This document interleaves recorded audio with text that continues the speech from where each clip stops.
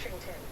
The 46th president came into office during the height of the COVID pandemic, saying he would be a bridge to the next generation. But his accomplishments have been overshadowed, and instead he becomes a bridge from one Trump administration to another. We expect Mr. Biden to tout his accomplishments, including today's ceasefire deal between Israel and Hamas and a historic investment in infrastructure. Biden also spearheaded support for the Ukrainians in their war against Russia. But his approval rating hovers at just under 40%. While Biden pulled America out of the war in Afghanistan, it was a violent and chaotic withdrawal. The situation at the southern border also dominated the 2024 election. Plus, inflation has many Americans saying it's hard to make ends meet. As you remember, President Biden fought for re-election until last summer, dropping out after a disastrous debate performance. His critics say it was too little, too late. And we did get a farewell letter released by the White House this morning, and in that letter, Mr. Biden said, "I've given my heart and soul to the nation." Here now, the president. My fellow Americans, I'm speaking to you tonight from the Oval Office. Before I begin, let me speak to important news from earlier today. After 8 months of nonstop negotiation, my administration, a ceasefire and a hostage deal has been reached by Israel and Hamas, the elements of which I laid out in great detail in May of this year. This plan was developed and negotiated by my team and will be largely implemented by the incoming administration. That's why I told my team to keep the incoming administration fully informed, because that's how it should be, working together as Americans. This will be my final address to you from the American people from the Oval Office, from this desk as president. And I've been thinking a lot about who we are, and maybe more importantly, who we should be. Long ago in New York Harbor, an iron worker installed beam after beam, day after day. He was joined by steel workers, stonemasons, engineers. They built not just a single structure, but a beacon of freedom. The very idea of America was so big, we felt the entire world needed to see. The Statue of Liberty, a gift from France after our Civil War. Like the very idea of America, it was built not by one person, but by many people, from every background and from around the world. Like America, the Statue of Liberty is not standing still. Her foot literally steps forward atop a broken chain of human bondage. She's on the march, and she literally moves. She was built to sway back and forth to withstand the fury of stormy weather, to stand the test of time because storms are always coming. She sways a few inches, but she never falls into the current below. An engineering marvel. The Statue of Liberty is also an enduring symbol of the soul of our nation. A soul shaped by forces that bring us together and by forces that pull us apart. And yet through good times and tough times, we've withstood it all. A nation of pioneers and explorers, of dreamers and doers, of ancestors native to this land, of ancestors who came by force. A nation of immigrants who came to build a better life. A nation holding the torch of the most powerful idea ever in the history of the world. That all of us are created equal. That all of us deserve to be treated with dignity, justice, and fairness. That democracy must defend and be defined and be imposed, moved in every way possible. Our rights, our freedoms, our dreams. But we know the idea of America, our institution, our people, our values that uphold it are constantly being tested. Ongoing debates about power and the exercise of power. But whether we lead by the example of our power or the power of our example. Whether we show the courage to stand up to the abuse of power or we yield to it. After 50 years at the center of all of this, I know that believing in the idea of America means respecting the institutions that govern a free society.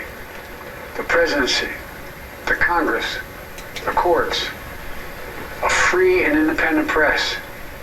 Institutions that are rooted They just might not reflect the timeless words, but they echo the words of the Declaration of Independence. We hold these truths to be self-evident, rooted in the timeless words of the Constitution. We, the people. Our system of separation of powers, checks and balances, it may not be perfect, but it's maintained our democracy for nearly 250 years, longer than any other nation in history that's ever tried such a bold experiment. In the past 4 years, our democracy is held strong, and every day I've kept my commitment to be president for all Americans through one of the toughest periods in our nation's history. I've had a great partner in Vice President Kamala Harris. It's been the honor of my life to see the resilience of essential workers getting us through a once-in-a-century pandemic, the heroism of service members and first responders keeping us safe, the determination of advocates standing up for our rights and our freedoms instead of losing their jobs to an economic crisis that we inherited. Millions of Americans now have the dignity of work. Millions of entrepreneurs and companies creating new businesses and industries, hiring American workers, using American products. Together, we've launched a new era of American possibilities. One of the greatest modernizations of infrastructure in our entire history, from new roads, bridges, clean water, affordable high-speed internet for every American. We invented the semiconductor, smaller than the tip of my little finger, and now is bringing those chip factories and those jobs back to America where they belong, creating thousands of jobs. Finally, giving Medicare the power to negotiate lower prescription drug prices for millions of seniors. And finally, doing something to protect our children and our families by passing the most significant gun safety law in 30 years and bringing violent crime to a 50-year low, meeting our sacred obligation to over 1 million veterans so far who are exposed to toxic materials, and to their families, providing medical care and education benefits and more for their families. You know, it will take time to feel the full impact of all we've done together. But the seeds are planted, and they'll grow and they'll bloom for decades to come. At home, we've created nearly 17 million new jobs, more than any other single administration in a single term. More people have health care than ever before. And overseas, we've strengthened NATO. Ukraine is still free, and we've pulled ahead of our competition with China, and so much more. I'm so proud of how much we've accomplished together for the American people. And I wish the incoming administration success, because I want America to succeed. That's why I've held my duty to ensure a peaceful and orderly transition of power, to ensure we lead by the power of our example. I have no doubt that America is in a position to continue to succeed. That's why my farewell address tonight, I want to warn the country of some things that give me great concern. And that's a dangerous concentration of power in the hands of a very few ultra-wealthy people. And the dangerous consequences if their abuse of power is left unchecked. Today, an oligarchy is taking shape in America of extreme wealth, power, and influence that literally threatens our entire democracy, our basic rights and freedoms, and a fair shot for everyone to get ahead. We see the consequences all across America, and we've seen it before. More than a century ago, but the American people stood up to the robber barons back then and busted the trusts. They didn't punish the wealthy, just made the wealthy play by the rules everybody else had. Workers wanted rights to earn their fair share. You know, they were dealt into the deal, and it helped put us on a path to building the largest middle class, the most prosperous century any nation in the world has ever seen. And we've got to do that again. The last 4 years, that is exactly what we've done. People should be able to make as much as they can, but play by the same rules, pay their fair share of taxes. So much is at stake. Right now, the existential threat of climate change has never been clearer. Just look across the country, from California to North Carolina. That's why I signed the most significant climate and clean energy law ever in the history of the world, and the rest of the world is trying to model it now. It's working, creating jobs and industries of the future. Now we've proven we don't have to choose between protecting the environment and growing the economy. We're doing both. The powerful forces want to wield their unchecked influence to eliminate the steps we've taken to tackle the climate crisis, to serve their own interest for power and profit. We must not be bullied into sacrificing the future of our children and our grandchildren. We must keep pushing forward and push faster. There's no time to waste. It's also clear that American leadership in technology is unparalleled, an unparalleled source of innovation that can transform lives. We see the same dangers of the concentration of technology, power, and wealth. You know, his farewell address, President Eisenhower spoke of the dangers of the military-industrial complex. He warned us then about, and I quote, the potential for the disastrous rise of misplaced power, end of quote.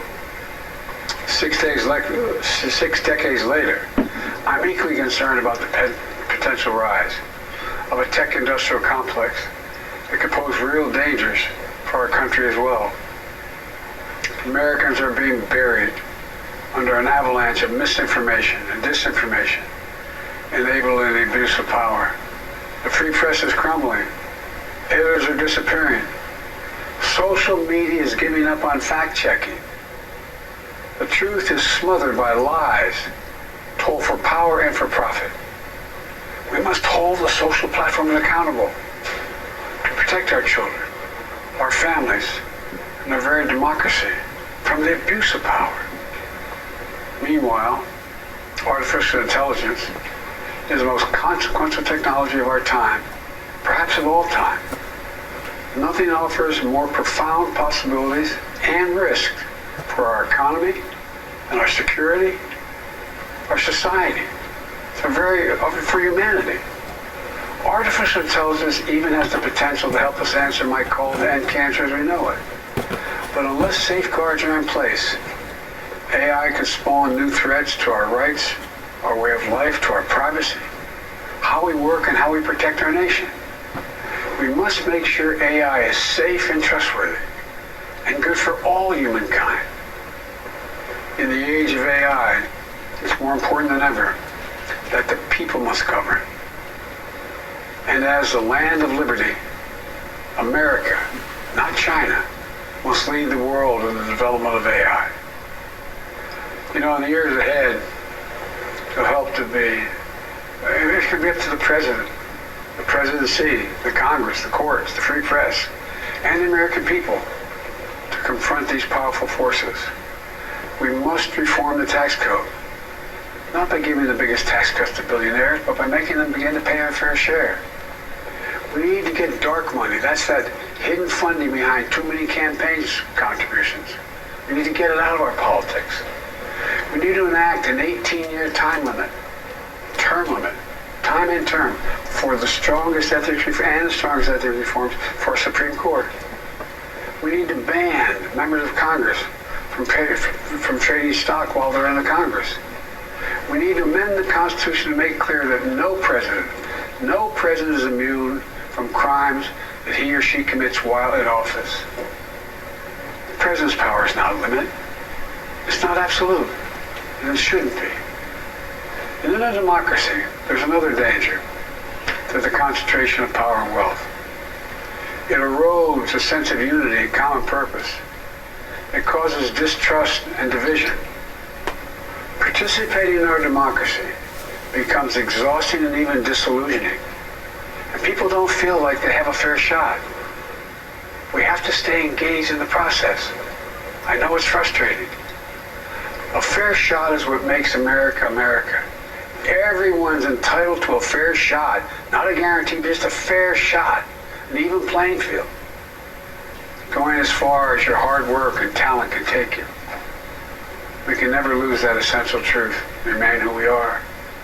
I've always believed, and I've told other world leaders, America can be defined by one word: possibilities. Only in America do we believe anything is possible. Like a kid with a stutter from modest beginnings in Scranton, Pennsylvania, and Claremont, Delaware, sitting behind this desk in the Oval Office as President of the United States. That's the magic of America. It's all around us. Upstairs in the residence of the White House, I've walked by a painting of the Statue of Liberty I don't know how many times. In the painting, there's civil workers climbing on the outstretched arm of the statue that holds the torch. It reminds me every day I pass it of the story and soul of our nation and the power of the American people. There's a story of a veteran. This is a veteran, a son of an immigrant, whose job was to climb that torch and polish the amber panes so rays of light could reach out as far as possible. He was known as the keeper of the flame. He once said of the Statue of Liberty, quote, "speaks a silent universal language, one of hope, that anyone who seeks and speaks freedom can understand." Yes, we sway back and forth to withstand the fury of the storm, to stand the test of time. A constant struggle, a short distance between peril and possibility. But what I believe is the America of our dreams is always closer than we think. It's up to us to make our dreams come true. Let me close by stating my gratitude to so many people, to the members of my administration, as well as public service and first responders across the country and around the world. Thank you for stepping up to serve. To our service members and your families, it's been the highest honor of my life to lead you as Commander-in-Chief. And of course to Kamala and our incredible partner, the historic Vice President. She and Doug have become like family. And to me, family's everything. My deepest appreciation to our amazing First Lady who's with me in the Oval today. For our entire family. You're the love of my life and the life of my love. My eternal thanks to you, the American people. After 50 years of public service, I give you my word. I still believe in the idea for which this nation stands. A nation where the strength of our institutions and the character of our people matter and must endure. Now it's your turn to stand guard. May you all be the keeper of the flame. May you keep the faith. I love America. You love it too. God bless you all. May God protect our troops. Thank you for this great honor.